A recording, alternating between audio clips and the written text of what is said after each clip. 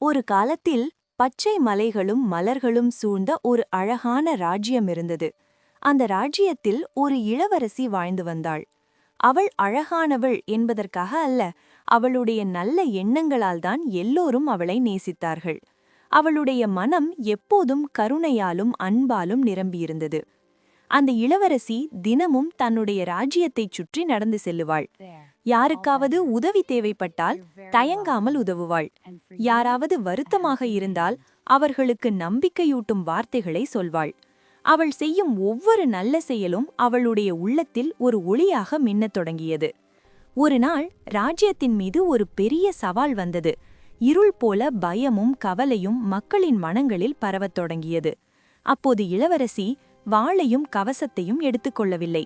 அதற்கு பதிலாக தைரியமான நல்ல எண்ணங்களையே அவள் தன் ஆயுதமாக எடுத்துக்கொண்டாள். அவள் மக்களிடம் அன்புடன் பேசினாள். ஒன்றிணைந்து செயல்படலாம் என்று ஊக்கமளித்தாள். அந்த நல்ல எண்ணங்கள் மெதுவாக சக்தியாக மாறின. அந்த சக்தி ராஜ்யமெங்கும் ஒளியாக பரவியது.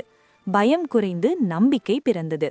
அந்த ராஜ்யம் மீண்டும் மகிழ்ச்சியுடன் ஒளிரத் தொடங்கியது.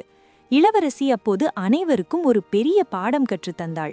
உண்மையான சக்தி அழகிலோ பலத்திலோ இல்லை, அது நல்ல மனத்திலும் நல்ல எண்ணங்களில்தான் இருக்கிறது. Thanks for watching. Subscribe me.